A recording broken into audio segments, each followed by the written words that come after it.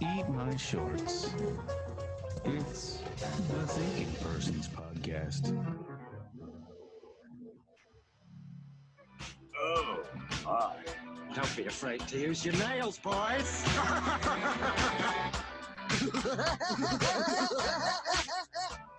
This is very demeaning.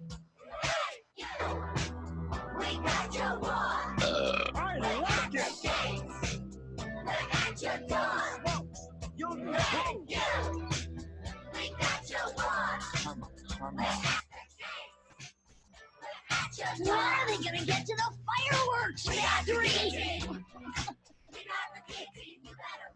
I wanted to see you utopia, but now I see it for We want to thank you for flying with us. Welcome. We know you Is my can microphone stay on? Welcome to proud Eat My of us. Shorts, everybody, please. This is a very important podcast, the art podcast, the Thinking Person's podcast.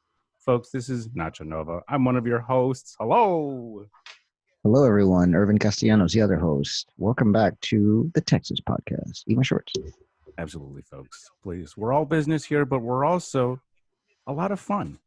The shorties can attest to this. We like to call our listening audience the shorties. It's just like in a term of endearment because we feel such like warmth and love for them, you know. TY, not TIE. It's true, folks. And by the way, you're listening to The Coup with a little tuna Rudy we love to call the guillotine.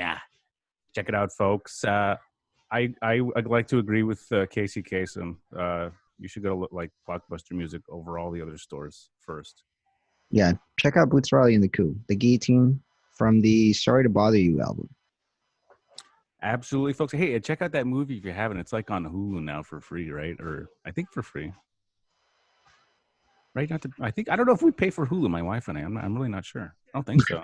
We're all so interconnected in each other's fucking streaming services. We don't remember whose is who anymore. Yeah, it's somebody's account. Yeah. But hey, it's good to be here, folks. And when I say here, we're like doing this remotely again because we are like concerned about the Freemasons running the country, honestly. Skull and Bones. Yeah, I was last time we were in the studio. I just got my vision check, got a new pair of glasses, and I can see the little microbes on Irvin's face. You had the glasses with the little skull on the middle, like the guy from that movie in the 80s. Those are my X-ray specs. Yeah. I hadn't seen you for a while because we were like maintaining distance during the quarantine. And it was the first time we had recorded an episode together in 3 months. And you look like Burns whenever he was running the casino. Well, I mean, I still kind of do. I look like Burns and Homer when they were in the mountain cabin, you know. When he had like a Prussian ghost army defend him against his the other one had snowmen, I think, right? Yeah, they were getting in a literal sense cabin fever. And you know, a lot of the shorties, a lot of our listeners and viewers may be experiencing a little bit of cabin fever, right? Because how long we've been experiencing doing things remotely for several months now. Never thought that's how season 3 would be, but what are you gonna do, folks? Yeah, I'm happy we both got to get out to the beach today. this is true, and we'll send you guys a pic of it. But you know, you have to get outside. Can't stay in all the time. You're gonna go bonkers, like that classic '90s cartoon about the police cat. You know, that show was trying to make police seem like cool. You know, I didn't really appreciate it. I think the creators of that show should donate. It was Disney, right? They should donate money to defunding the police. Was bonkers like a tool? Like he was a part of the system. Then he was on the inside. Mm-hmm. Was it like Carl Winslow? Oh, Carl Winslow too. All our favorite cops. Yeah, and Wiggum to an extent. Although they always portray Wiggum as an incompetent person, which I appreciate. I'm just glad they got out of that hot dog grill. Yeah. In the months. And you know, he was crooked too. Like when he bashed Homer's taillight. You know when? Hey, okay. So listen, folks. We do get some Wiggum in this episode for the Wiggum heads. And listen, if you're a Wiggum head, that's a really interesting perspective. Maybe you can call us. The number is 512-333-0420. Leave us a voicemail. Tell us why you're a Wiggum head, and we will. Yeah, we can talk about this on the show. But this is a crazy episode in many ways, right? It made me feel mentally unstable when I was watching it, for one. Number two, I hadn't seen this in a while, right? And number three, Yeah. it's in the headlines. Oh, okay. I thought you were going to say number 3 is that nastier version of number 2. Oh, when you have when you have diarrhea and piss at the same time. Yeah. I don't think you're going there. You're making points. Oh, check it out, folks. I mean, that's the truth. That's a medical thing, you know. I'm on the beach. I'm enjoying some Puerto Rican rum. What can I say? Marge is very cannot believe it. No. Wait, do we before we get to the beginning of the episode, I think we need some stats. I understand. Hey, but check this out. I think that the listeners are probably wondering, like, they're probably scratching their heads and wondering what episode we're gonna do. Oh yeah, that's probably true. It's probably even more true than the other thing that I was saying. Well, I fortunately I'm a professional musician, and I have a drum roll that I learned particularly for this sort of an occasion. Today's episode, season 3, whatever episode this is in season 3, but and whatever episode this is in Eat My Shorts canon, today's episode is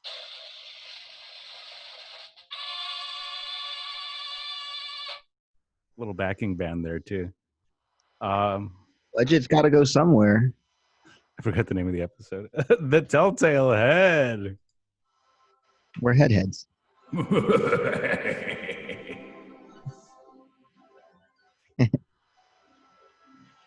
All right, listen, folks. Telltale Head. What a classic. And when I say classic, I'm talking episode 1. I mean, season 1. Hey, it might as well have been episode 1 if you think about it. It's basically episode 1, just a few episodes later, episode 8. Yeah, episode 8, season 1 of The Simpsons. I got a couple of stats, right? This is stuff that people really get into.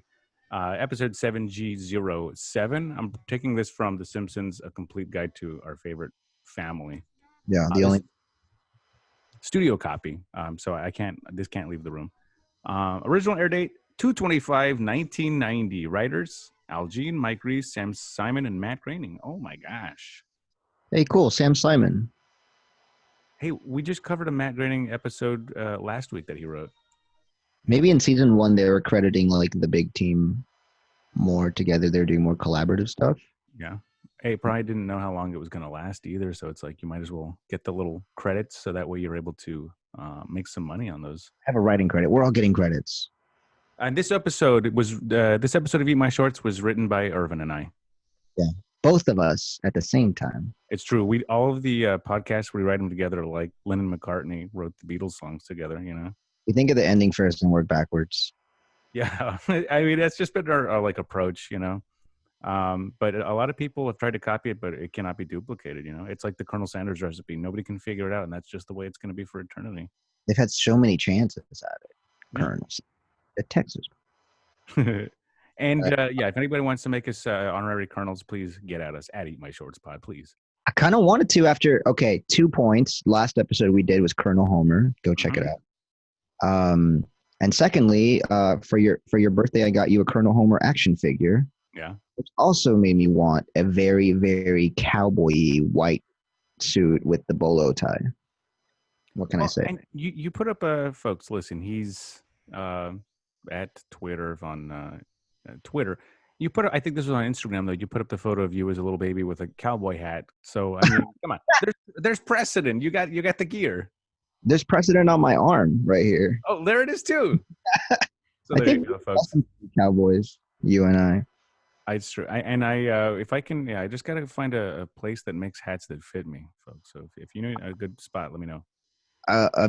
Maybe a Nacho Nova story that the audience doesn't know about, but you mentioned that you have a connection to a famous boot company in El Paso, right?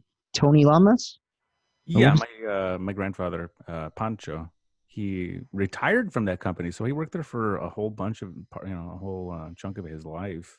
That man's fucking boot collection must have been crazy. He had a lot of boots. And also, it was one thing that he liked to provide for a lot of folks in the family. Although, you know what? Now that I'm thinking about it, I never got my pair of boots. What's up? Oh, no. I'm sure they're waiting to be passed down. I hope so, yeah. Maybe, yeah. Whatever. I can fit into his size, right? Yeah, It can that's happen. sick. Let's just admit a good pair of boots starts at like $300. So if he was providing it for like everyone and everyone that he knew, that's a lot.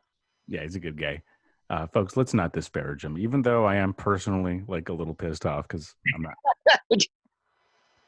Yeah, I'm wearing a couple of like bread bags over my feet. Yeah. Just wearing like plastic sheets over my feet.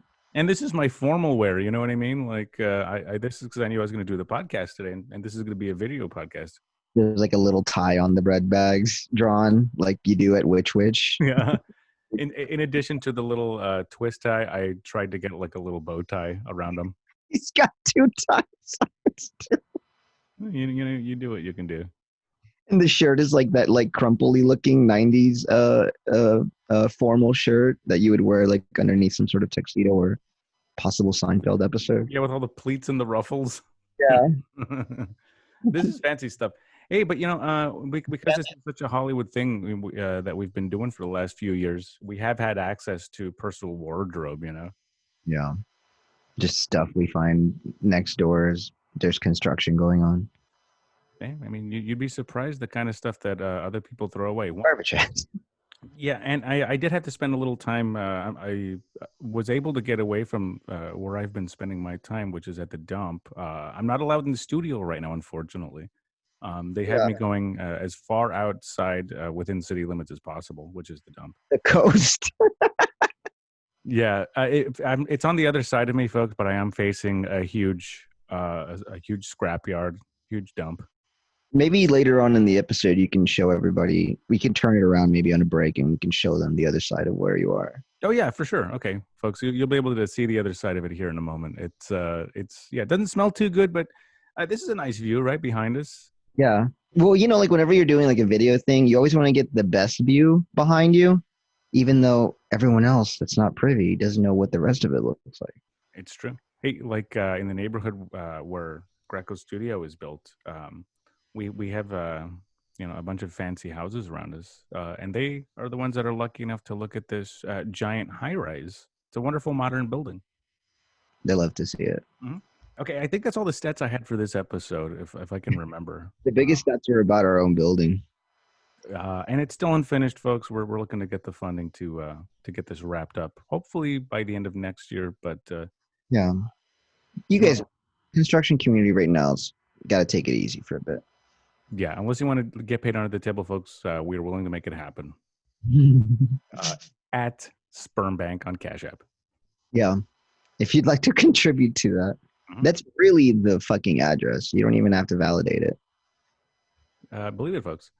So it's interesting. We covered 2 of the only Matt Groening episodes 2 weeks in a row, right?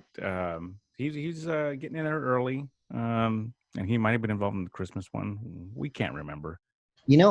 I'm really digging. I was telling you this off there. I'm really digging the kind of little hangout in the older seasons because it's been so long since we've watched them. Yeah. It kind of feels brand new, and you really get to pay attention to the character development. Well, we were doing a little pre-show studio talk, and one thing that I was saying I appreciate about these older episodes is that they just move at a way different pace than the episodes that we've kind of gotten used to in the classic golden seasons that we've been covering, like season 7, season 8. The ones where it's just a joke a minute because everyone's established, so you already know what their character is.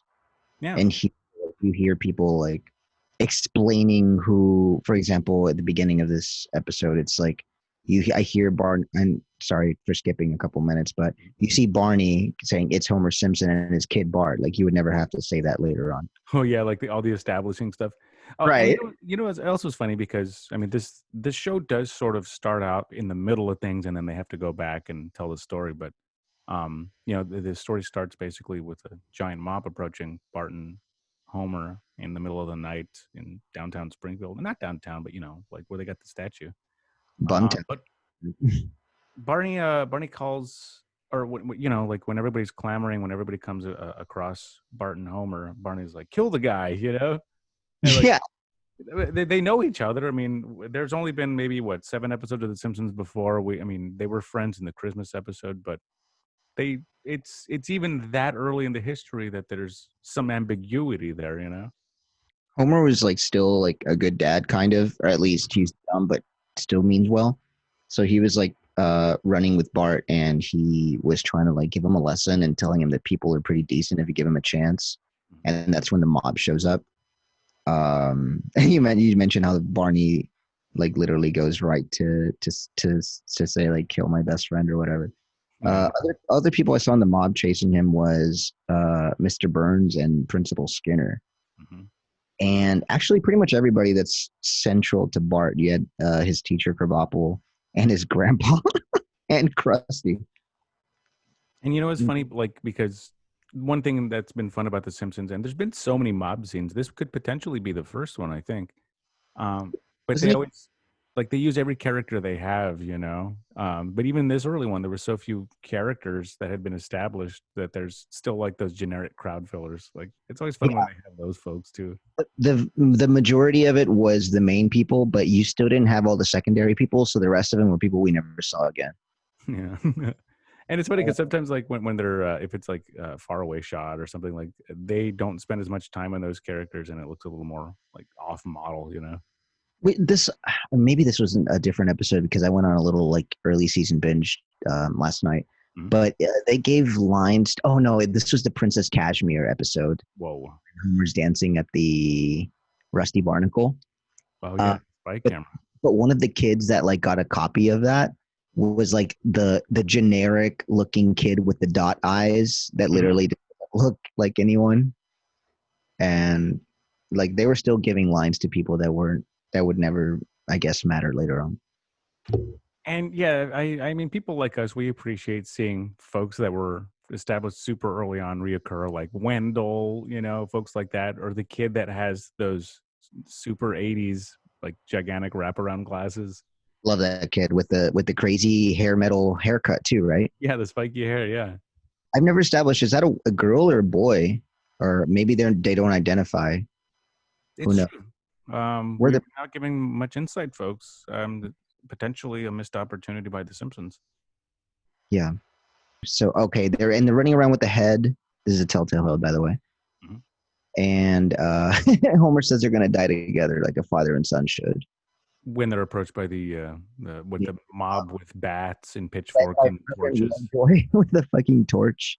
So they were, yeah, they're obviously a super pro Jebediah Springfield mob, and we see that you know, Homer and Bart have the head of Jebediah Springfield, you know, as they're walking down the sidewalk. And I'm sorry, Homer said that he pulled a few boners in his life, which was interesting. I didn't know how that was related to this, you know, situation. Pulling a boner, Yeah. So it's like pulling it continuously, maybe. he said he pulled a few boners. Yeah, seriously. And now's not the time to talk about like your sexual exploits when you're like walking down the street at night with your kid, you know? And we're not kink shaming at all. No, exactly. And you know what? I don't know what it's like to be a parent, so I don't want to like parent other people's kids or anything like that. Right. But, Oh, it's about pulling boners or docking. yeah, it just seemed like strange timing, folks. You know what? I think Homer could have benefited from docking emotionally with Bart at this time. It would have been really good if the father and son had docked emotionally and really understood each other at the time. It's true. Well, I mean, hopefully they did after this, because when they're the mob is, you know, I guess bloodthirsty mob. Let's say that's a fair description. This was a lynch mob. They were trying to kill.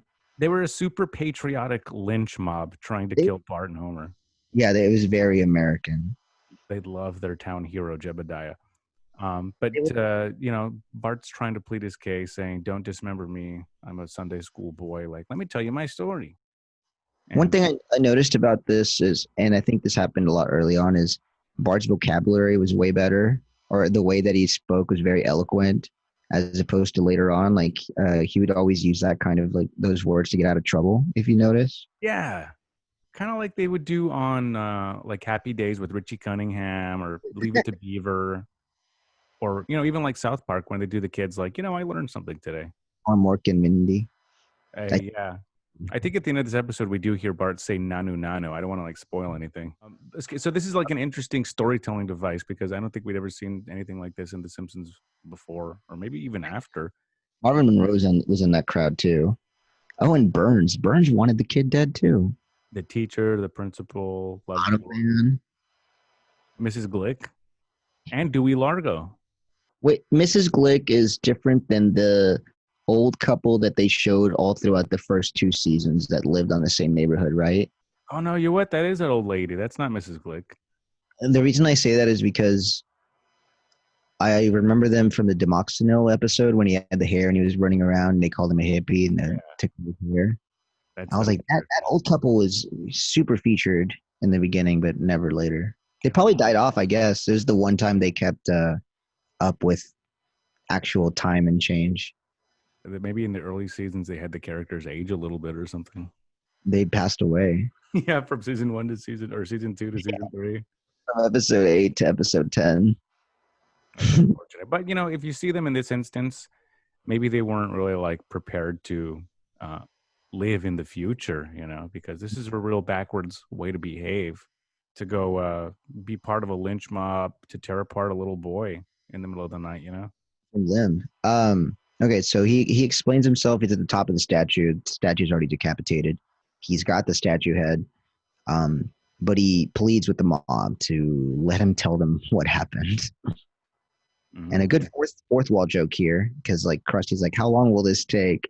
And then he mentions 23 minutes and 5 seconds, which is probably like the rest of the time left in the episode. Yeah, it's like the exact runtime. Yeah. Yeah. And you know, he's trying to like so maybe this is Bart's portrayal, or maybe this is like how the writers wanted to make The Simpsons in the early seasons, but it is super wholesome the way that Bart starts the story with them getting ready for church, and the kids are getting ready for Sunday school, and everybody's wearing the fancy ass clothing, you know. I mean, my mom used to take me to church when I was a kid, but I never dressed up at all. You had like a fucking pentagram shirt on, and the giant Hot Topic jeans. Yeah, and I had my boombox with me, just playing Slipknot and Cold Chamber. Yeah, I wasn't even like Bart when he goes to church with the headphones. I was trying to make everybody listen to it. Hey, that was pretty cool. Okay, so one thing I wanted to mention when you mentioned that the cutscene is now to them going to church. He was sliding down the staircase. That was like something very emblematic of the early years for him. Bad boy. Hey, and you know what? We haven't done a bad boy episode of The Simpsons in a while. So this is sort of like classic turf, you know? Yeah, which is very off-brand for us. I'm Bart Simpson. Whoa. Hell yeah. Stinger. Classic bad boy. The original bad boy. And you know, like Mart has to empty his pockets because he's probably got like cherry bombs and his slingshot, like classic bad boy stuff in there. Surged. Did you notice that Marge, like this is how old this episode is, that Marge's fashion, she's engaging in fashion choices that people are not doing right now, as far as I know. Like she had the little hat that for the church hat, and she was wearing the gloves, you know, like the white gloves, the fancy gloves. She looked like she was going to one of them Kentucky Derby parties or something. But yeah, the dress maybe is the most dated. The earrings were kind of cool. But yeah, the hat. The whole thing. Well, Lisa had the hat on too, and the baby. The baby. So fancy. Boom, boom, boom, boom, boom. And Homer's got a suit, but he's already ready and he's sitting there watching TV. He's watching some sort of football game. Yeah, he's enveloped in it. This is classic Homer being a gambler and a sports head. And a drunk. And a bad father and a bad husband. Even though later on in later seasons, like he's bonding with Lisa over gambling, which does kind of, fishtail and end up hurting the relationship. But here, it's something that is getting on Marge's case initially. Maybe he's not good at gambling. Sounds like it. When Bart got church, he had dice in his pocket too. So it's like he's at least playing dice at church too, throwing it up against the wall. You know what I'm saying? You got the little crumbled up dollar bills on the floor. Like he was doing that. Probably running a little gambling ring. Oh my gosh, folks. Hey, what do you think he gets it? And Marge asked this question too, because she sees, after the drive, Homer's putting the same game that he was watching on TV on the radio for the drive over to church and honking the horn when they score and all that. Bart had his Well, little headphones on at the time too. Yeah, and Marge blames Homer for this behavior. She says, like, "Hey, what do you think this stupid kid tries to get away with this, huh? What you're trying to?" The league, she just talks shit about Bart. Why do you think a kid's so fucking stupid?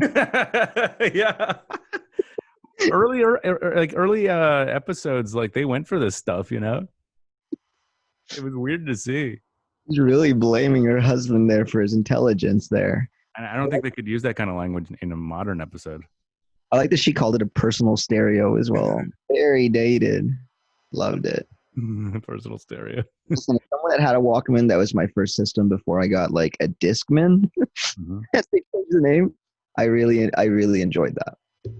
I had one of those. It was one of those like cheapo ones, you know, folks. Listen, things were so hard in my childhood, but it didn't even have like a rewind button. You had to. It was only fast forward, and you had to flip it around and fast forward if you wanted to rewind it. Do the whole thing over again if you wanted to start back at that same point. Yeah, it's just like you had to get used to the It's a mechanism. You just think about it like some sort of like little mechanism. Well, I don't think I ever even got it bought for me. One of my uncles worked in fucking waste management in Highland Park in Dallas, which is like the uppity part of town. So they would always throw all away like electronics because they would get better ones. And then as they went on their route, he would just grab whatever he thought was good. So that's how I randomly would get things. I think that's how I got my first computer, actually. Oh, Oh, sweet. my first Walkman. I know I'm at the dump right now, but when I was a kid, my dad used to take us to the dump and we would go looking for toys. That's how I got my first set of Lincoln logs. We Well, no confiscated way. from the dump. Were they all in the box still, or did you have to kind of like look around for each log? It was like it was either in a cardboard box where it was kind of all together, or it was in like some sort of like shopping bag all together, you know. But we took it home in a cardboard box, like with other stuff. I remember getting Lincoln Logs, but it was just from a thrift store, and like a couple of them were missing, so I could never make the full like set Yeah. or whatever. But it was still fun to put together. Man, I wish I could get Lincoln Logs now. That would probably kind of be a fun project during quarantine. Well, we got like, I mean, there's like a little Lego set here in the studio you can put together. Okay. The Krusty Mobile. Oh, sick! You got the Krusty Mobile? Hell yeah! It's from Adam, patron and friend of the show. I just did a thumbs up in the video chat. It's true. Oh shit! Thumb up where? Who knows? I did win too, but I don't think it's showing up in the video. It's deleting. It looks like you're missing a finger. Oh, there it is. Probably should ignore that. Yeah. What else did I want to mention from the beginning of this? Okay, a lot of different things that happened before they left towards to go to church. The picture behind the couch was different. It was like some sort of like island, kind of like where we are right now. Oh, It wasn't the sailboat yet. Although I don't know if that was the living room or the TV room, because now I know that there's two different ones. Not counting the rumpus room, which also has a TV. that's true, and that's infrequently featured. Hey, they did show the rumpus room in an episode that we saw recently. Which one was it? Oh, Homer Badman. That's right. He's in the rumpus room. Homer Badman shows the rumpus room. And the earliest memory I have of it too is when he was supposed to pick Bart up from soccer practice, but he doesn't, and then he has to get a bigger brother because of it. And then Homer lands on the fire hydrant. He's getting drunk in the rumpus room. Yeah, he was so drunk. So I guess once they go into church after Homer has, because Homer doesn't care about Bart trying to sneak the radio in, so he just takes it and sneaks it into church and listens to the football game. His kid got told off by his mom, and then the dad picks it up and does the same thing. He's the good cop. If such a thing even exists, it's like outdated terminology, you know. Good cop, bad cop. Seriously, isn't that fucked up?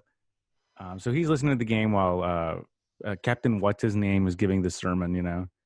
A big battle was shown here, that aka religion versus football. I'm assuming this is an issue in Sundays all across America. Probably for a lot of husbands like Homer. Right. How Wives do like Marge. I guess they have podcasts, or they have little headphones still. Or they just don't go to church, I'm assuming. Or maybe they just tune in remotely, you know, like one of those mega church broadcasts or something. They show up and tell the Reverend, "I'd rather be somewhere else right now." Yeah. Like Grandpa going into the bordello or whatever, the brothel. With his little hat on, Yeah. so to speak. Yeah, it's true. His head hat and his other head hat. Mhm. Think about it, folks. Horny, give me a slice. I'm glad. I'm glad he still thinks about that because like when you look at the statistics, nursing homes are prevalent. That's true. Oh. It is good. You have to stay young. Folks. Yeah. What else do we see in here? Oh, the kids are getting taught in Sunday school, and they learn that cavemen go to hell, and so do dummies and apes. He was an early character, the Sunday school teacher that they stopped showing too. He's hot. Oh, like your thing with what's her name, the mink character from Animaniacs. From Animaniacs and Gadget Mouse from Oh, and what's her name? The dog from the Goof Troop. There we go. Roxanne the dog from Goofy Movie. The microphone is picking that up, man. It sounds like my mattress spring just broke off. I don't know why. Listen, we don't got to get into it. That's just for Patreon subscribers only. Hey, but right now. nah, come on, folks, please. My glass. If anyone wants me, I'll be in my room. For obvious reasons.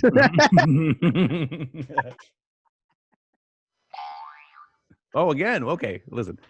We'll give it a moment, folks. All right. It ties and recoils. All right, we're back. We had to wait a few minutes there. All right. So, okay, chimps who live among us, they do get to go to heaven. No, they don't get to go to heaven. Oh, like a Tarzan chimp, like an actor chimp, Like like the ones that smoke cigarettes, or like a Mr. run board meetings, or a Mojo, or yeah, that guy, or that work on a typewriter. Oh, they came up with like the greatest play ever created. The worst. Homer stayed too. Well, he wanted the game to be over. And he had to, like, at the end of the sermon, go up and lie to Captain What's his name about enjoying the whole speech. Reverend Hoopjoy. It's funny because at the end of all that, Marge was saying she was super embarrassed. Did you notice that for the little sandwich board that they put up in front of the church, it had an ad for like bingo night, Monte Carlo night, and like Reno retreat? So it's like, shit. Yeah, that was a cool little early Simpsons jab at religion. While in front of the church that they go to. Good. Yeah. Religion, biggest gamble of them all. Yeah, it's true. And one of the biggest businesses of them all, potentially the biggest. Think about it. And they're not taxed. Oil companies don't get inside people's brains, right? Church groups are bad. Mm-hmm. And they repress the rest of society. Exactly. And they seek to keep people living in fear. Looks like those clowns in Congress did it again. What a bunch of clowns. Oh my gosh. He's turning on us. Are we the clowns? Whoa. Well, hot dog. A hot dog would be great, actually. Hey. Oh, Bart wanted to see the Space Mutants movie. Yeah, on the drive back from church, they drive past I guess it was the movie theater, Aztec Theater. Yeah, Aztec Theater. And he sees the marquee and he wants to go, but Marge says, "No way, because you're a real bad kid, Bart." She used like more severe language than that. Yeah, she's like, Bark, I'm sick of you. I don't want to hear from you. You're not going to go see the movie. You're not going to get any money from us. She said she was so fucking tired that he was such a stupid piece of shit. Something like hardcore like that. Told him she'd rather him not be around. I know. And She was Yeah, sure. She was mad at Homer. She was mad at Bart because she feels like she's the only one enforcing the rules, which we see is true. You know, obviously, I mean, that's also true in the future. Homer doesn't enforce any rules except for that one time when he makes sure that Bart can't go see Itchy and Scratchy the movie. Also related to a movie. Yeah. So here we see like the establishment of, you know, classic Homer and his classic approach to movie, which is just, you know, here's some money. I don't care. I'm tuned out. I love that he also like told him like, I hope you're not planning to see the movie, and they're just both laughing at it. He knows he's looking. He's being a bad boy too. Bad boy. Bad man. I like it. Homer Yeah. Batman, you could say. So what? But movies cost $5 in this time period, I guess. So Bart gets $5 to go see Space Mutants 4, and on his little skateboard, his little rock and roll skateboard ride over, he meets Jimbo and Kearney. Right? These are new characters to us. He had a whole ass like little action scene, like going down a hill and like jumping over shit and like ending up like on a fence and all that, doing skateboard tricks and using 80s lingo. Yeah, he said cowabunga, right? He said sock it to me, baby. Yeah, he did say that. Look at the Spiro Agnew. Yeah. So he ends up like fucking hitting a street lamp because the bullies are making fun of him, and he face plants. So he's on his ass, but he recognizes the kids, and they like that. What? He's making a joke or something? He's ugly. He's shit talking them. Yeah. But they like it. They respect his bad boy attitude. They think he's original. He's the this century's Dennis the Menace. He told Jimbo he's the worst kid in school, which I appreciated as his intro. Probably Kearney would be the worst kid in school, but he's an adult, as we know. And he has kids. And he's good at the jig. Yeah, it's his interest. He wears spiked leather collars, so he's like a punk, you know? And his shirt's spiky. Which, is that like an 80s thing to do? I don't understand that. Nelson, too. And this is before they're friends with Nelson, really, right? Like, this is like, you know, like back in school, it was like elementary and junior high put together. Mm-hmm. Mm-hmm. So it's probably that kind of a situation, I guess. When was Bart the General? Because that's the first time Oh, okay. Bart the General was episode 6. Excuse me, Bart, episode 5. So they introduced Nelson as the school bully 3 episodes before that. Whoa. But these kids, I guess, maybe were older. And before they just jumbled them in together. Yeah, and then they retroactively made him younger. Yeah, they did. All right. So Bart is officially getting some FaceTime with the bad boys. And at this, when he's, you know, I guess getting on their good side, we see Dolph, who I don't think gets introduced, opening up the door to the movie theater to sneak them in so they don't have to pay. They can get in for free. This is a real bad boy stuff. Have you done this? Yeah. Yeah, me too. A lot of movie hopping. I think that's the original crime that makes everything else seem doable in life. 2 steps to movie hopping, and maybe it doesn't matter anymore, but when we were teenagers, at least for me in Dallas, you either wait for someone to be leaving the theater through those exits on the side of the theater so that they open up and they're just at the parking lot, and then you casually make your way in, or you go to a theater and nobody is manning the entrance, so you just casually walk in. Mm-hmm. This is the third one. You buy one ticket at the like an early morning, and then you just stay the rest of the day and watch 4 movies. And sneak into something afterward. It could take many forms. Sometimes the doors don't close, and you can just pry one open and go in. Yeah, sometimes you could literally just kind of like open it a little bit, and then like you walk in, and everyone in the theater sees daylight as you walk in. Yeah. Walking in. I've been that person. I've been there. And then you sign the little paper at the entrance because it's like you're pretending you're doing the theater check, you know? Yeah. Wait, you're a cinema head. Did you ever see people pulling this shit when you were working at one of these? Yeah, and then I had to like make the choice whether or not like to bust them, you know, because it was stuff that I did when I was a kid. Sometimes you let it slide, sometimes you bust. It really kind of depends. It depends on the kids. It's just not my thing, you know. Like it's happening, but it's not my place. Like, what am I gonna do? You know, it doesn't affect me. Another thing I have to do. Yeah, it's true, folks. So if you intervene on this kind of situation, you're real. Come on, what do you call it? Like a fascist. Yeah, you're a fascist. That's true. Okay, so I think it looks like, I mean, the music cue makes it seem like something sinister is about to happen to Bart, but he's sneaking into a movie, right? We don't know how this is going to play out. He wanted to make sure they weren't deluding themselves. Well, yeah. And he probably needed a moment to like reflect on what was happening morally too. And so while he takes this moment to reflect, folks, we're lucky because we also get to take a moment to reflect on the many ways that we can make our lives better. Fortunately, Irvin and I are in a good place because we have many solutions, ways to make your life great, and things that are going to, I think, probably make every waking moment superior to what you've experienced in your life so far. Boy, do we have a solution for you. Please take out your wallets or your purses, get your credit cards ready, and purchase these things. And, services. We're going to give you a moment to improve things, and we'll be right back. Hey, hey! The Simpsons will be right back.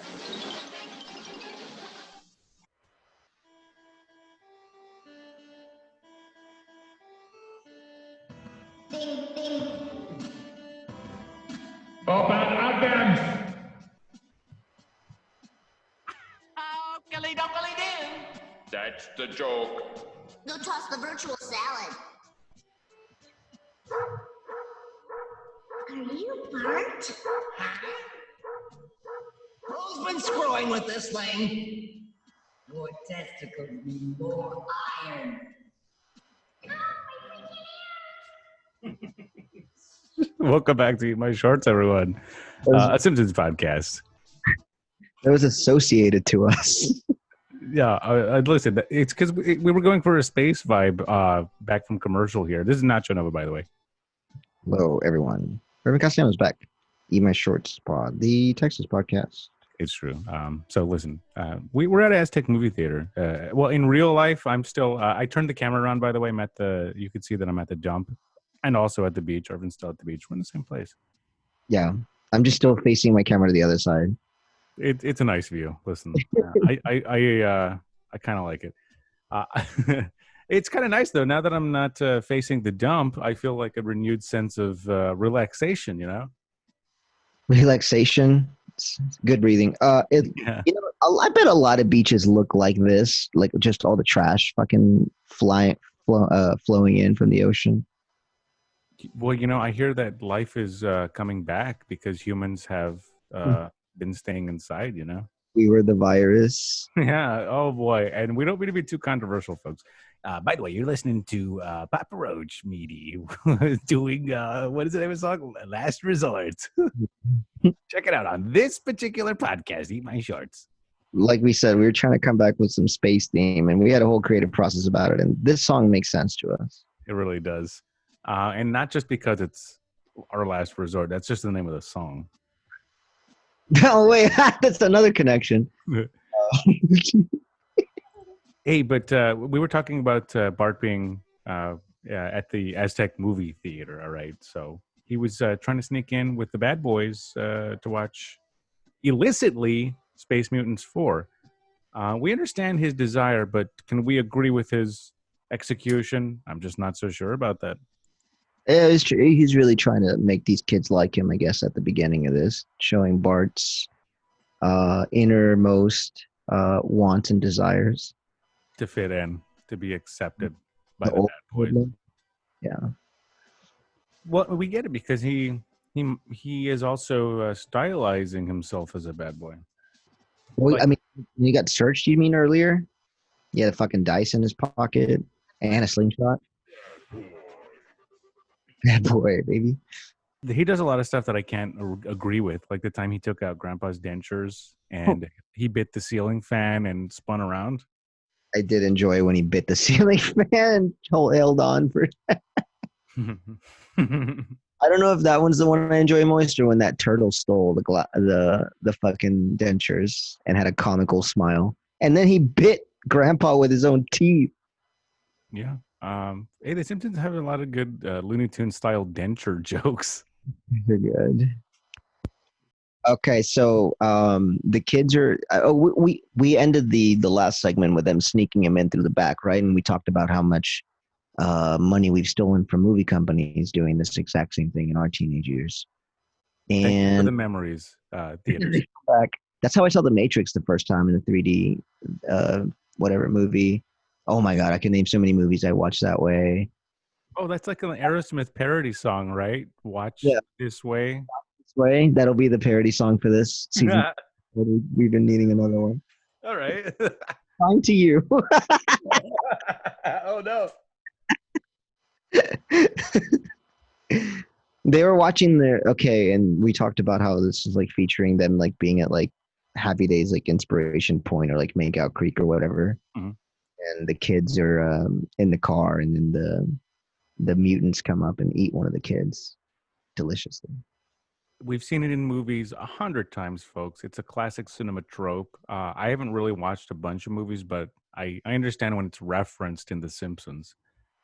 So right when they're like playing sexual baseball and he's rounding the bases, the monster comes up and eats them. But simultaneously, the monster of the movie theater rises up and eats. What is that?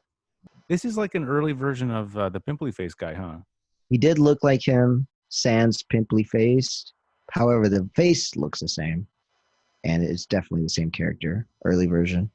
But what is the name of that position in a movie theater that comes and like checks up on shit and makes sure that people are there that are supposed to be there and no one's being rowdy? Some member from the remote studio audience has said usher. Usher. I don't know if he was a famous recording artist at the time the Simpsons episode aired. Yeah, I think he was. Oh, he was. So this actually could have been where he got his career started, Usher. That's a good point. Like in what, late 90s, Usher? Yeah. Very famous. But like I guess he's been a recording artist for a while, so maybe this is where he got to start. At the movie, at the Aztec Theater. When I was coincidentally, that is also the name of the position where you just kind of roam and kick people out for misbehaving in the movie theater. Expropriation. You ask them to like pull out their ticket stubs, You have this flashlight and you shine it in their eyeballs so that everybody pays attention and it becomes like a humiliating situation, You just zero in on like one person to humiliate. Yeah. Like it's a thing with ushers, I understand, because I used to work at the movie theater. They try and see how many people they can frighten into pissing themselves. And it's just like it's a regular wholesome Friday night, folks. These people are just trying to unwind after a hard week of work.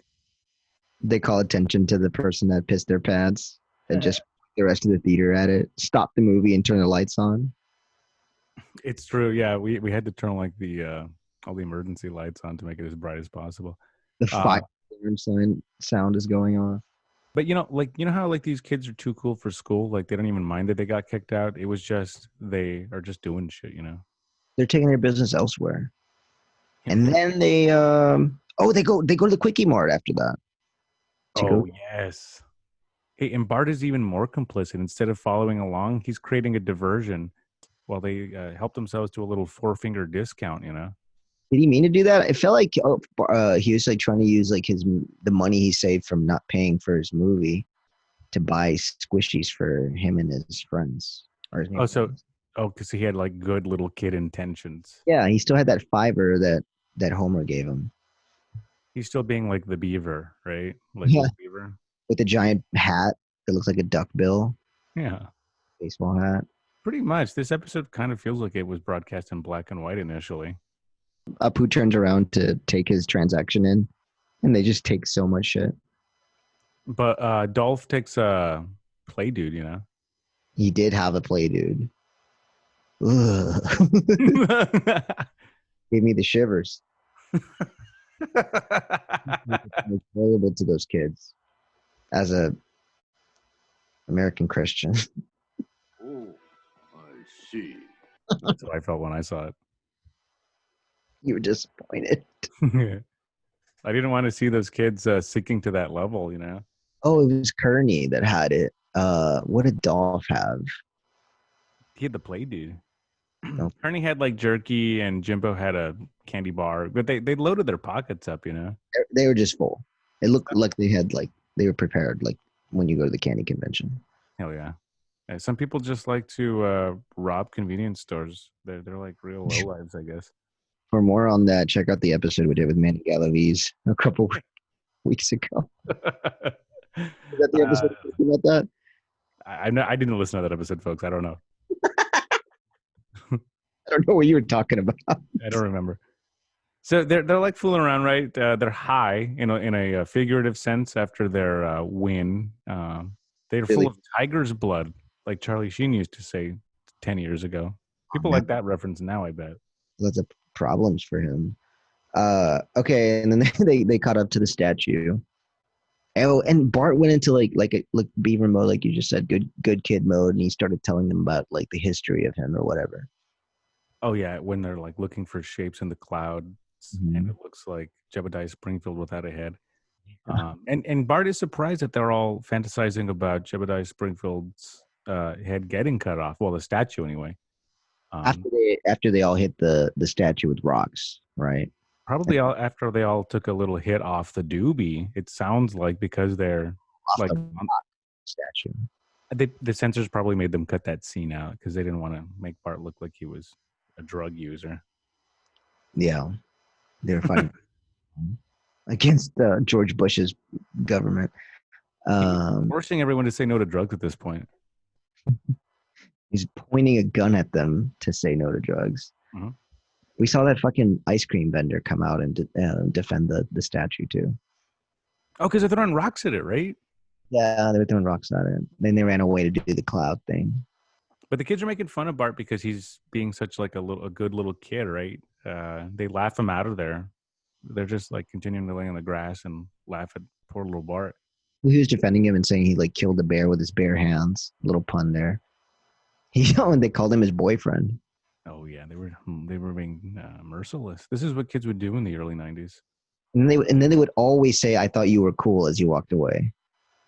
They're letting you know that they misjudged you. Yeah. So he's out. Bart is not one of the cool kids, and he's walking around, and these thoughts are just echoing through his head. He thinks of them so highly. And when he goes back home, he's trying to get some advice from Homer, right? And Homer's giving him the wrong advice that being popular means everything. So this is where he gets it. I really enjoyed that quote. We need that drop. Also, we talked about this being like early Homer being a super like gambling / bowling head. He super loved bowling. Oh, yeah. He was looking through a bowling ball catalog for the ball that sends the pins to Valhalla. Talk to the baby about gambling. Oh, yeah, Valhalla, Thor's hammer. Hey, and he's kind of normalizing gambling for Lisa, who he involves in his own gambling in like one season or two. It looked like he was looking at the ball that he eventually like almost loses his wife because of. Damn. Oh, you're right, huh? Maybe he was looking for her birthday. He would soon forget and then be reminded again by the kids buying her shit. It's true. It is. They used to set stuff up in advance, I guess, in these early seasons, kind of like Arrested Development style. Abortion situation or something. This is where we get that scene that I couldn't tell if it was a movie reference or something, where Bart is dressed like a ninja and sneaking around town. This was in the 80s, or no, this is like straight up 90. But for the last half decade, karate and kung fu and ninja stuff had been super popular with American kids. Yeah, we had the Bruce Lee movies. We had Street Fighter. Oh, so many kids lined up to play that machine. Karate Kid. Bloodsport, probably. Ugh. Yeah, Frank Dukes. So he does know how to use a saw, right? He has access to it. Probably Homer's. Homer used to like spend some time in the garage working on his tools. This is where Maggie hit him on the head and injured him from watching Itchy and Scratchy. Oh, you're right. He had a lot of head injuries. But Bart takes the saw and saws off the head of Jebediah Springfield. Early Simpsons canon. This is one of their original go-to references. Like in the video games, he would have nightmares, like in Bart's Nightmare, about the head of Jebediah Springfield, I remember. There was like suspenseful techno music being played as he like made his way throughout the town to do that. And there was like a really cool like animation blackout scene where he's like, "Oh shit, what did I just do?" Mm-hmm. Oh yeah, right when the head falls to the ground, it seems like it sinks into him, you know. No.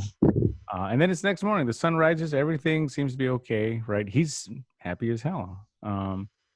Well, he was happy until he realizes the whole breakfast table is upset because the radio comes on and says that the head of the head of the Jebediah Springfield statue has been removed. He can barely keep it together.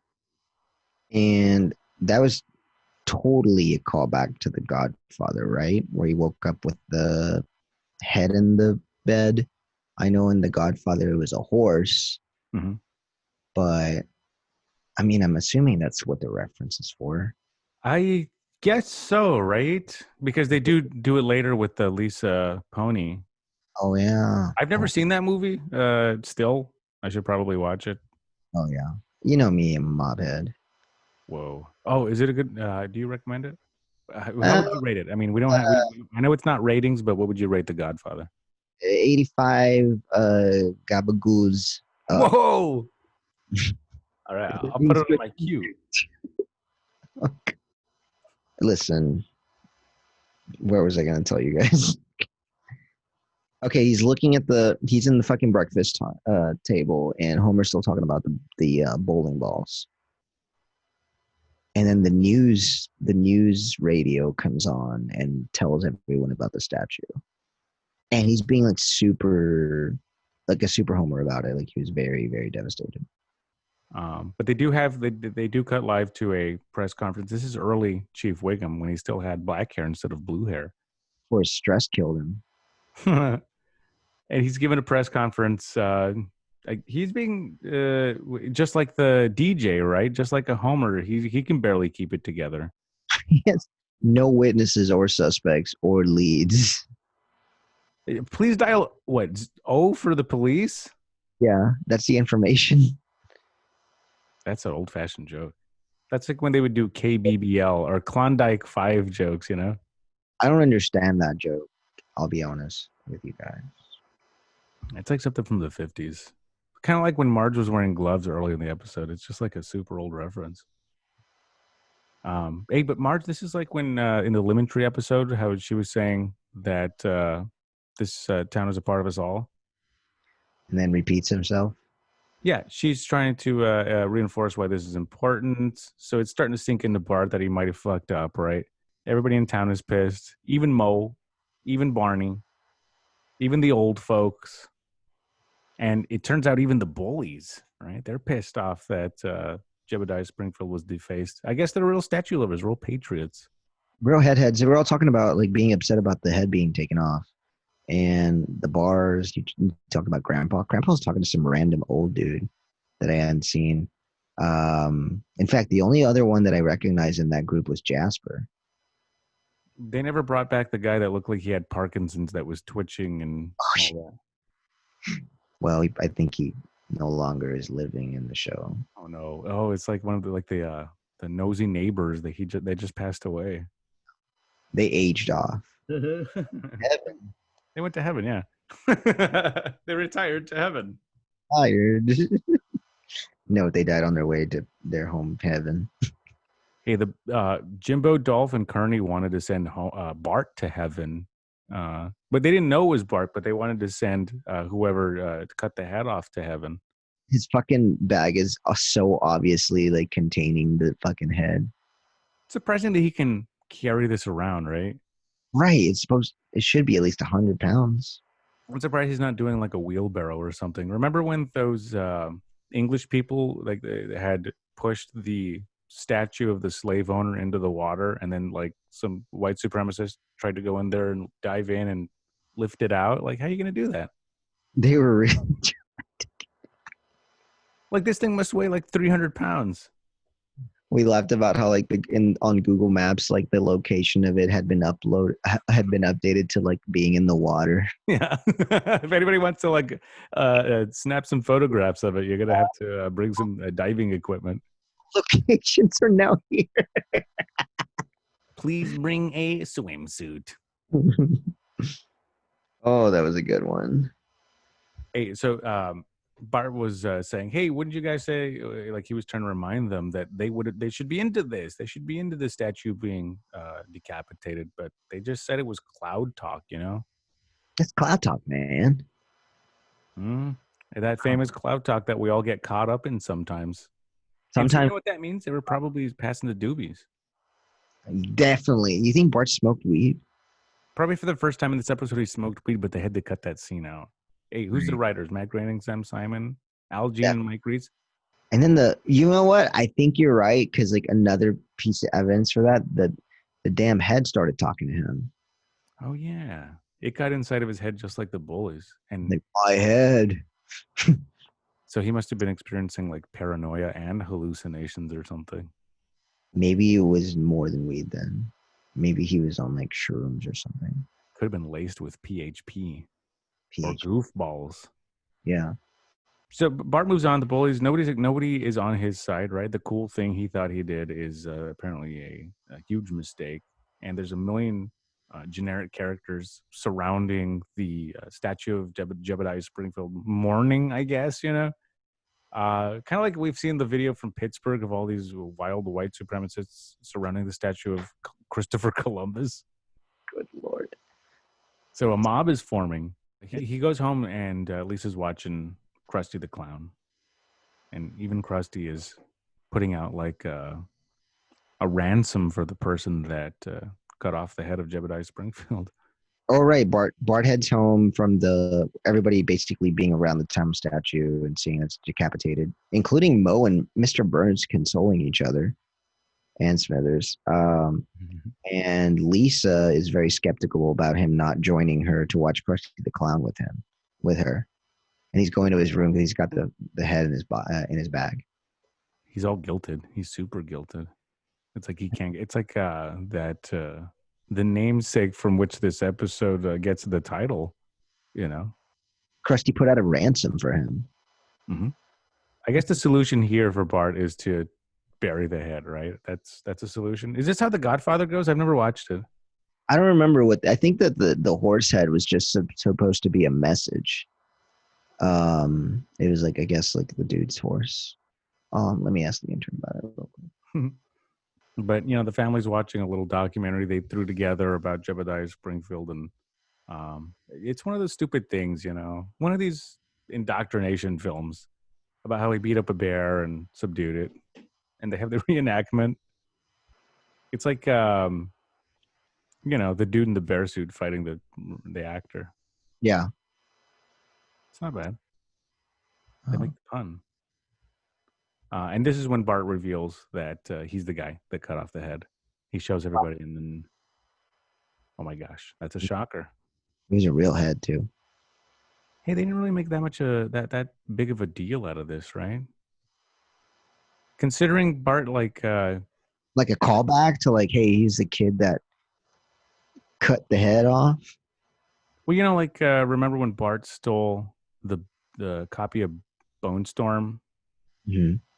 Like that really kind of changed Marge's perception of Bart. But here, he cuts the head of a statue, and they're kind of okay with it. It's just another thing that happened. Everyone was pretty upset, but then he spoke pretty eloquently about it. Oh, back at in front of the mob. Yeah, in front of the mob. Yeah, back at the town square. He gets through to them, right? And they're all on his side. This bloodthirsty mob starts sympathizing for him, hugging each other and crying and falling in love. But he showed his parents after we saw, what was it? I guess it was some sort of TV special where it showed where Jebediah, Obadiah, Zechariah, Jedediah Springfield came in. And then he killed a bear. But I like that at the end of that, they said that maybe the bear actually killed him. Right, they made the bear pun. Little bear pun. And then he showed him the statue. He showed everybody. Yeah. Well, yeah, I mentioned that a little while ago. Oh, no. Where am I? We're at the very end where the mob is on his side. Hey, I like when the mob was on his side at the end. Whenever he like spoke eloquently and got everyone to turn and like support him as a kid. Like a beaver, a Wally beaver. A good American boy. And that is the very end. And we're at the end. The smiling mob is the very end of the episode. Yeah, but they accidentally put the statue back together. That was a big issue. Oh, that's right. And this is where I guess, Bart, you know how they say that if you smoke pot, it stays in your spine? Right. And it can just make you high, like out of nowhere, like at a random time. Yeah, I think we saw a little bit of that because he starts hearing the voice of the statue again. Well, most lynch mobs aren't that nice. Oh, Jesus Christ. Yeah. Actual quote from the episode. No, I remember. Yeah. Hey, but this is, I mean, you know how like with like these early characters that they establish, they start stuffing them into these scenes where the whole town turns out for something. Mm-hmm. And all of these, in this episode, like they start establishing early behavior in Springfield, right? Like Mob behavior. something that returns a bunch. It was a good ending. I mean, like the dad's holding the son or whatever after everyone gets out of it. Oh yeah, it was like what did we cover this episode? Yeah, Saturdays of Thunder, where all the fathers start embracing each other, the fathers and sons. Like it's just one of those happy endings. I'm assuming that the Simpsons early writing room, had issues with their dads. This became a thing. Yeah, they probably tried to get them to watch the premiere of this show, like with their father. Yeah. Can you please watch tonight at 8? I know you haven't seen any others. Matt Groening was like, "Can you?" That I think you'd like. I hit the big time, pops. Like soon I'll be on jets to a private island to get a foot massage. One of them foot fetish guys. You think? I don't know, like we were talking about earlier. You know, it's just like the pace of the episode goes so different than the modern episodes. I guess because it's such a slow thing. You know, it's just a quicker thing to talk about. Also, because it's like one of the first time they do the mob and the way that it ends. They didn't have to get real crazy with it. It was just them being chased and then getting off on like a good sentiment kind of sentence or whatever. Yeah. Oh, wait, they didn't have the structure down yet. There wasn't like now. It seems always sort of like a formula, you know. Or more outlandish about wanting to kill somebody. Yeah, this was, if you think about it, pretty outlandish. You know, like this comes after an episode, like a couple episodes earlier. Homer wanted to kill himself. You know, like they were doing weird shit. A lot of killing stuff here. Yeah, I mean, I guess Burns and Krusty did say, "Let's kill the boy" on this episode. His hero, and then the one guy he saves later with his blood. Yeah, and Barney wanted to kill Homer. And he knows him. They went to high school together, and they know that that's his son. Is this one of the, like, I can't think of another episode that wasn't a Halloween episode where they put the title of the episode in it, you know, just right at the beginning. It's like the Telltale Head. They don't normally do that. There's only one other episode I've ever seen that with, and it was Bart gets hit by a car, and they even numbered it. But I've never ever seen it before, which made me always wonder, like, am I watching these wrong and always looking away? That's and weird. I don't know. I think there was only a few of them. It was like that TV show Seinfeld. There was a few episodes where they added vocals to the theme song, you know? Really?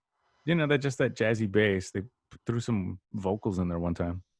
I've never seen those. I'll see if I can find it and tack it on during a commercial break or something. It was weird. What else? I guess that's it. Well, we can rate the episode. I don't even have I have to throw a rating together. Okay. Well, I'm going to give it 5 heads. Whoa. Wow. Okay. 5 heads. I'm going to go ahead and give this, 5 personal stereos.